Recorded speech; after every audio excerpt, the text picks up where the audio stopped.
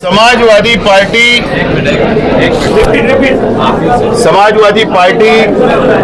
और इस्लाम पार्टी का अलायंस गठबंधन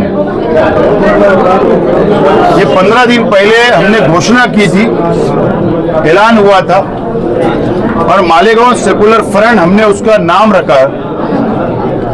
और आज वंचित बहुजन आघाड़ी जो बैरिस्टर प्रकाश अंबेडकर साहब के नेतृत्व में जो काम कर रही है, आज मालेगांव महानगर पालिका 2026 की निवडणूक में मालेगांव में वंचित बहुजन आघाड़ी, समाजवादी पार्टी और इस्लाम पार्टी का एक अलायंस हुआ है और हम तीनों पार्टी मिलकर हमारा सीट शेयरिंग अंतिम टप्पे पे चल रहा है और हम साथ में मिलकर ये निवडणूक लड़ने वाले हैं, ये इलेक्शन लड़ने वाले हैं। भाई किसको कितनी जगह दी जाएगी? जो रिजर्वेशन जगह है वो वंचित बहुजन आघाड़ी लड़ेगी और उसी प्रभाग में अगर वंचित बहुजन आघाड़ी के पास कैंडिडेट होगा तो वो जनरल जगह, महिला आरक्षण जगह पर भी वो इलेक्शन लड़ेंगे। हमारे पास कैंडिडेट होगा दोनों पार्टियों के पास, तो हम वो साथ में मिलकर पैनल और प्रभाग बनाएंगे। चुनाव में क्या मुद्दा लेके आप लोगों के साथ में जा रहे हैं? हमको मालेगांव महानगर पालिका और मालेगांव शहर बचाना है। भारतीय जनता पार्टी, आरएसएस, जातिवादी शक्तियों ने मालेगांव शहर को लोकसभा इलेक्शन के बाद से, विधानसभा इलेक्शन के बाद से टारगेट करने का काम किया है। ये शहर को बर्बाद करना चाहती है जातिवादी शक्तियां। हमको ये शहर को बचाना है। हर धर्म, हर समाज के लोगों को साथ लेकर चलने का हमारा एजेंडा होगा। बोलो। मालेगांव शहर में बहुत से मुद्दे ऐसे हैं जो पुराने मुद्दे लेके भी आप इलेक्शन में जा सकते हो। उन मुद्दों में से कौन से मुद्दे आपके रहेंगे? अभी हमारा ये कॉमन एजेंडा भी तैयार हो और हमारा जो मैनिफेस्टो होगा, जो वचननामा होगा, वो हम अभी बैठ के तैयार करेंगे तीनों पक्ष के लोग, और फिर एक पत्रकार परिषद के माध्यम से जो मालेगांव के अंदर क्या विकास की आवश्यकता है, चाहे वो सेंट्रल हो चाहे वो बाह्य हो, महानगर पालिका क्षेत्रों में हम एक अच्छा एजेंडा, एक अच्छा मैनिफेस्टो देंगे। समाजवादी पार्टी ने क्या सोच के इनसे अलायंस की? हमारा क्लियर ये है कि मालेगांव कारपोरेशन में एक झंडा, भगवा झंडे का मेयर नहीं बनना चाहिए।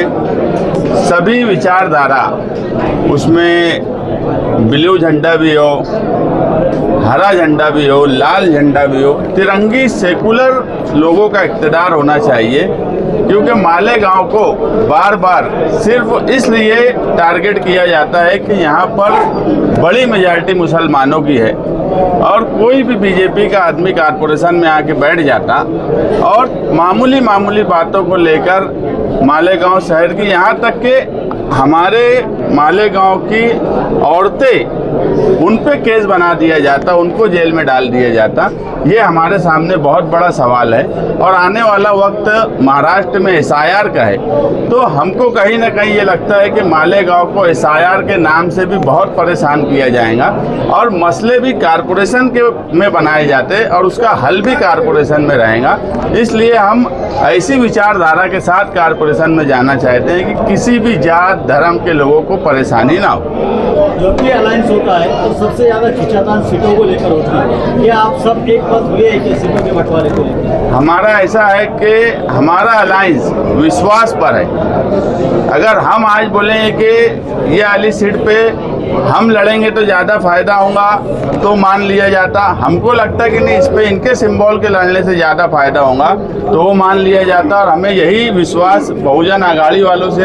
अगर ये हमको बोलेंगे कि ये प्रभाग में हमारे सिंबल पे लड़ने से अगर आसिफ शेख साहब ने अपनी सेटिंग सीट छोड़ी है तो एक विचार और एक संविधान को समझकर एक खुद की सेटिंग सीट कोई नहीं छोड़ता, मगर उन्होंने खुद की सेटिंग सीट वंचित आघाड़ी को अगर दी है तो आप ये समझ सकते हो कि हम किस लाइन से इलेक्शन में जा रहे हैं और किस तरह से हम सोच रहे हैं कि सेटिंग सीट ये नहीं, हमारी एक ही लाइन है कि महानगर पालिका में मालेगांव सेक्युलर फ्रंट का मेयर बनना चाहिए।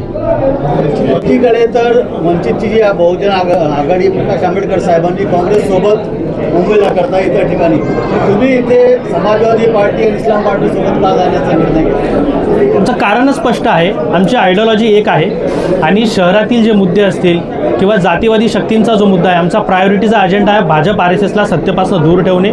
भाजप RSSची नीती या देशातल्या मुस्लिम असतील, बहुजन असतील, दलित असतील, आदिवासी असतील यांच्या विरोधातली ती आहे। आमचा विचार ही बाबासाहेब आंबेडकरांचा संविधानिक विचार आहे आणि म्हणून भाजप RSSला मालेगाव महानगरपालिकेतनं जर दूर ठेवायचं असेल तर समविचारी पक्षांनी एकत्र आलं पाहिजे आणि समविचारी पक्ष म्हणून आदरणीय आसिफ साहेब असतील, डिग्निटी साहेब असतील आणि ज्यावेळेस आमची ही सगळी चर्चा झाली त्या चर्चेतनं ते एकच फलित आलं की या शक्तींना बाहेर ठेवण्यासाठी आपण सगळ्यांनी एकत्र आलं पाहिजे। किती जागांची मागणी केली आहे? जागांची मागणीचा आमचा काही हट्ट असं नाही आहे, काही जागांच्या बोलणीच्या संदर्भात अंतिम टप्प्यात आहे, परंतु एवढं निश्चित आहे की मालेगाव महानगरपालिकेचा महापौर ही आघाडीच ठरवेल।